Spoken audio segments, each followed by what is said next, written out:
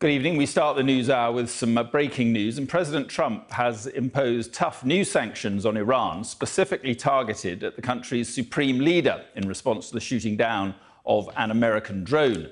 Mr. Trump says the United States does not want conflict, but Iran will not be allowed to get nuclear weapons. Our correspondent, Amanda Walker, joins me from Washington. So, Amanda, he pulled back at the last moment from military action, but new sanctions announced now.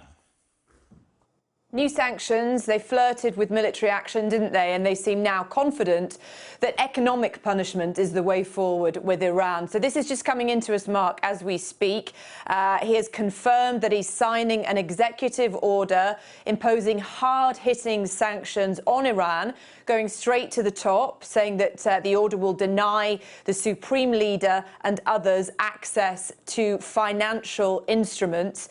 Donald Trump says we will continue to increase pressure on Tehran.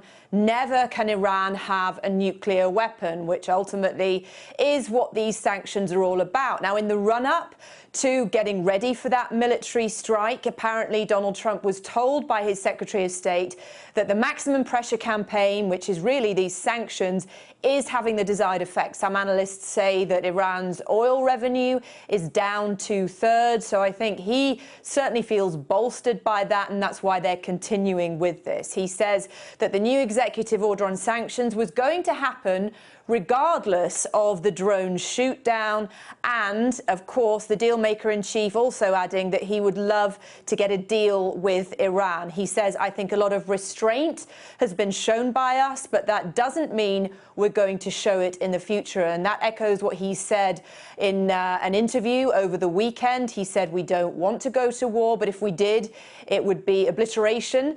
It's a possibility. He likes to use that as a threat, really, while saying economic sanctions are the way we think is basically the best way to get Iran to start complying, to start showing that it's going to back down. But so far, maximum pressure is only being met with maximum defiance and resistance, as we can see those continued acts that the Trump administration say is pure provocation, whether it's the oil tankers, the shooting down of the drone. So far, it's hard to see how this campaign is working, other than the fact that the economy in Iran is really struggling. Yeah, OK. Amanda, just stay there a second. I think we can hear now from President Trump about these sanctions. In a few moments, I'll be signing an executive order imposing hard-hitting sanctions on the Supreme Leader of Iran and the Office of the Supreme Leader of Iran and many others. Today's action follows a series of aggressive behaviors by the Iranian regime in recent weeks, including shooting down of U.S. drones. You shot down the drone. It's, I guess everyone saw that one, and many other things. They've done many other things aside from the individual drone. You saw the tankers, and we know of other things that were done also which were not good and not appropriate. The Supreme Leader of Iran is one who ultimately is responsible for the hostile conduct of the regime. He's respected within his country.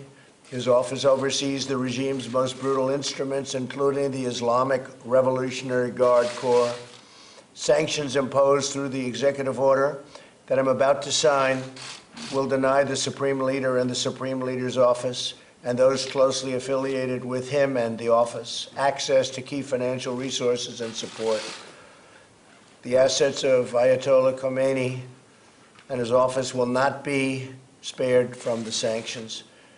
These measures represent a strong and proportionate response to Iran's increasingly provocative actions. We will continue to increase pressure on Tehran until the regime abandons its dangerous activities and its aspirations, including the pursuit of nuclear weapons, increased enrichment of uranium, development of ballistic missiles, engagement in and support for terrorism, fueling of foreign conflicts, and belligerent acts directed against the United States and its allies.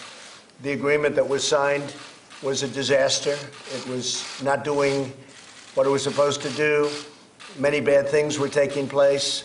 And most importantly, it was so short-term that within a very short number of years, they would be able to make nuclear weapons, and that's unacceptable. Never can Iran have a nuclear weapon. Also included in this is we want the stoppage immediately of their sponsoring of terrorism. They sponsor terrorism at a level that nobody's ever seen before. And that's been over the last number of years. And they've taken all of that money that was given to them by the past administration, and much of it was given out to terrorist organizations. In fact, I remember when John Kerry was asked a question about whether or not this money will be spent for terror, he actually said yes, or at least he was referring to some of it, but he said yes, it will be used for terror. If you can believe that, we're giving them money, we're saying yes, it can be used for terror. That was not a good answer. But that was the least of it, frankly. So America is a peace-loving nation. We do not seek conflict with Iran or any other country. I look forward to the day when sanctions can be finally lifted and Iran can become a peaceful, prosperous, and productive nation. That can go very quickly. It can be tomorrow. It can also be in years from now. So I look forward to discussing whatever I have to discuss with anybody that wants to speak. In the meantime, who knows what's going to happen? I can only tell you we cannot ever let Iran have a nuclear weapon, and it won't happen. And secondly, and very importantly, we don't want money going out to sponsor terror. They are the #1 sponsor of terror anywhere in the world. So I'll sign this order right now, and I want to thank our military. I want to thank all of the people that have been working with me over the last number of months on this. I think a lot of restraint has been shown by us, a lot of restraint, and that doesn't mean we're going to show it in the future. But I felt that we want to give this a chance, give it a good chance, because I think Iran potentially has a phenomenal future. And I say that about North Korea too. I've said it about North Korea. I think North Korea has a phenomenal future, and I think Iran also has a phenomenal future. And I think a lot of people would like to see them get to work on that great future. So I'll sign this now, and I appreciate you all being here. Thank you.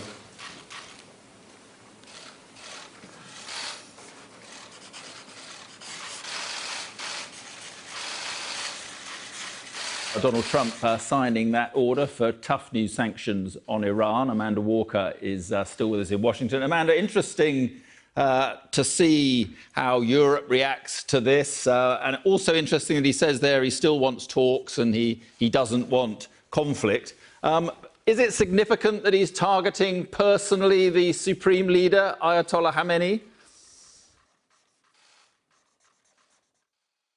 Has had his calls for talks rejected by the leader. So is this a response to that? But it's interesting the sort of language that Trump is using there, suggesting that Iran could have a great future. He's trying a bit of his flattery that he has done with North Korea, suggesting that he could be the person to take things into a completely new era when it comes to US relations. And that really appeals to Donald Trump, the idea that he could have a breakthrough on these issues that have plagued the US for decades, whether it's North Korea, Iran, that he could be the one to see a new dawn in those relations. He talked about showing restraint, which certainly some people here, analysts, have been saying, you know, we criticise Donald Trump a lot, but in pulling back at the 11th hour, he did show restraint, that the next day the US and the world was in a much better position than it would have been if he had pressed go, and that also adding that they may not show that restraint in the future. So he's trying to keep his powder dry.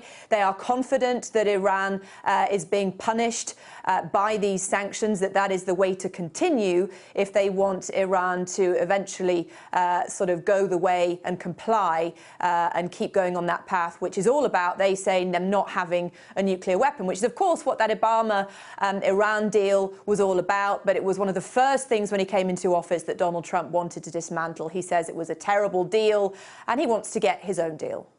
Okay, Amanda, thank you very much.